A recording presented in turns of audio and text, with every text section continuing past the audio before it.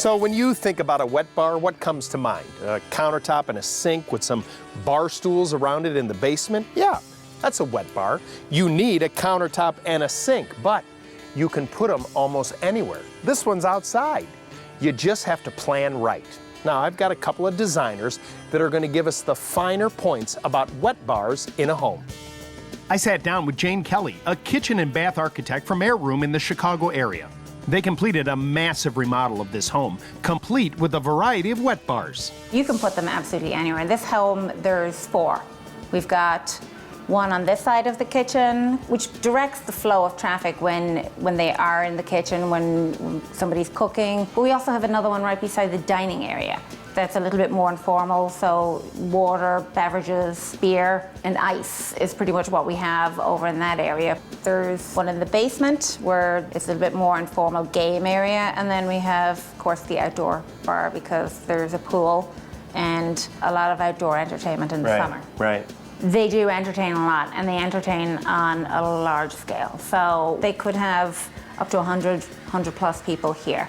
We can have a lot more fun with a wet bar and put all the things in it that as designers we'd love to use in the kitchen, but they're just not as resilient. So we can use marble, limestone, copper, pewter, zinc, all these different materials on a countertop that are gonna look stunning. We can do a lot more with them. And we're typically working with a smaller space, so it's a lot more economical to do because these products are typically on the higher end of the price bracket. But there's some advantages to function and organization that come out of putting wet bars in your home. Oh, definitely. It eliminates a lot of storage from your kitchen.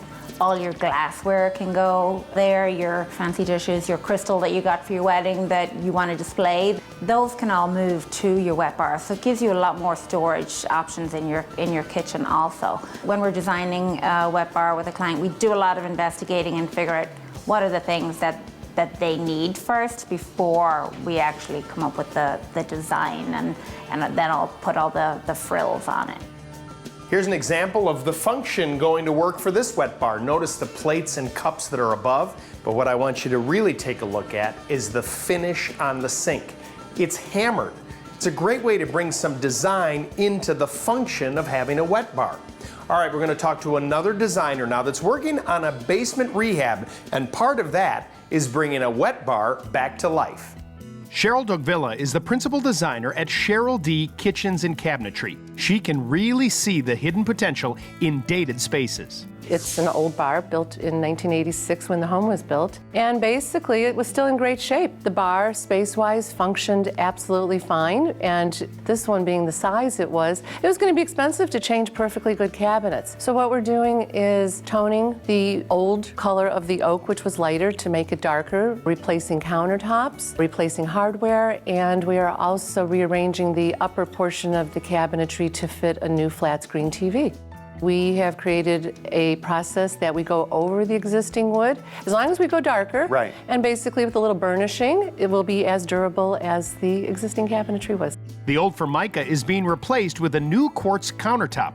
The color is tea leaf. It is a quartz engineered product that is very, very durable. Microban is built into it, sealers are built into it also, so very low maintenance, and the durability, it will last for a long time. Of course, if you're going to put in a new wet bar, you're probably going to need a permit for any structural, electrical, or plumbing work. Cheryl offers some good advice for homeowners thinking about wet bar locations. If there is a closet that backs up to a powder room, would be a fabulous location because the plumbing and drains and supply lines are already there. It's pretty much the plumbing that you have to watch more than anything.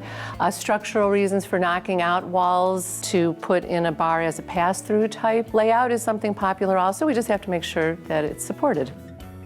Well, that's a lot of information on wet bars. We have more information on our website, HouseSmartsTV.com. Also, I had the crew come up with their favorite drink recipes, and those are up there as well.